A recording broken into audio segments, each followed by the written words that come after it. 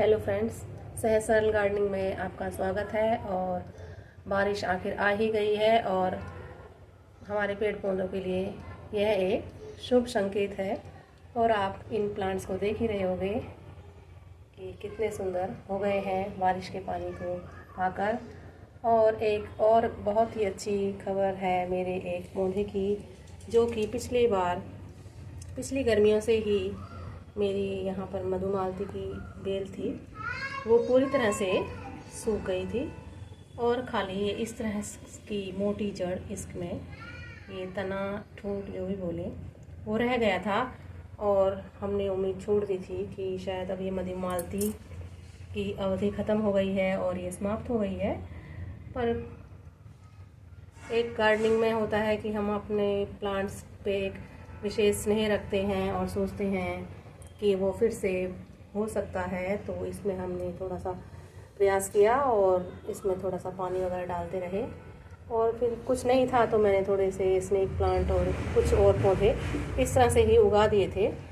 और अब कम से कम 10-15 दिन से इसमें ये देखिए नई नई इसकी टहनियाँ, इसकी जो लता है, ये बेल है, मधुमालती की बेल होती है, और ये ऊपर को आ गई है। और ये बहुत ही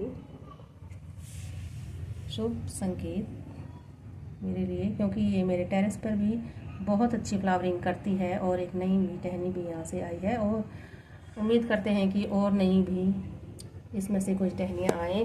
और ये है, इसमें बहुत सारी ही देखिए इसकी सूखी हुई टहनियाँ हैं ये, और यहीं पर पड़ी हुई थी।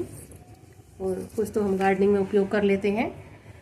तो इस तरह से बहुत बड़ी अच्छी सुंदर बेल छत तक गई हुई थी और ये सूख गई थी। और ये दोबारा से इसमें से इस बार नई टहनियाँ आ गई है और अब पहुंच गई है ये ऊपर तक। और इसको मैं ले जाऊंगी छत तक। और मैंने इसमें अपनी जुगाड़ कर लिया है, थोड़ा सा धागे से इसको बांध दिया है। तो इस तरह से फ्रेंड्स, आपका कोई पौधा बहुत साल पुराना हो, ये कम से कम 28-29 साल पुरानी मधुमालती की बेल है, तो इस तरह से कोई पौधा आपके ज़मीन पे लगा हो या कोई आपने अपने गमले में लगा रखा हो, तो थोड़ा सा आप प्रयास कीजिए। हो सकता है कि वह दोबारा से पुनर्जीवित हो और उसमें फिर से इस तरह से जीवन आए। तो मेरा यह वीडियो बनाने का मकसद यही है कि आपका भी कोई पौधा इस तरह से सूख रहा है तो उस पर ध्यान दीजिए। मुझे ऐसा लगा है कि हम इसके लिए सिर्फ एक प्रार्थना ही करते रहे कि हमारी ये बेल दोबारा से आ जाए और बन जाए। तो इस तरह से गार्डनिंग में हम लगातार अपने प्लांट्स के पास बैठकर प्रार्थना भी कर सकते हैं कि वह दोबारा से पुनर्जीवित हो जाए। तो मेरी तो हो गई है। तो इस तरह से प्लांट्स भी लिविंग थिंग होते हैं और वो समझते हैं, एहसास जानते हैं। तो गार्डनिंग में कई बार प्यार से, दुलार से भी हमारे प्लांट्स बढ़ सकते हैं और उनमें नया जीवन वो पा सकते हैं। तो मेरा ये प्लांट इसका जीता जागता उदाहरण है। तो फ्रेंड्स, आपका भी कोई पौधा इस तरह का हो तो आप भी प्रयास कीजिए अपने पौधे के लिए आसपास, और थोड़ा सा इंतज़ार भी आप कर सकते हैं। हो सकता है आपका पौधा भी इस तरह से हरा भरा हो जाए और फ्लावरिंग भी करने लगे। तो एक नई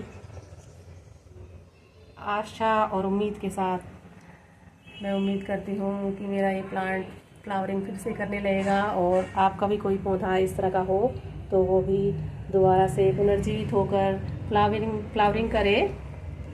तो इस तरह से करते हैं वीडियो का अंत, और फिर से कोई सी नए प्रश्न पर बात करेंगे। तो करते रहिए फ्रेंड्स गार्डनिंग, और इस तरह से नए नए अनुभव जीवन में आते रहते हैं। Thank you for watching.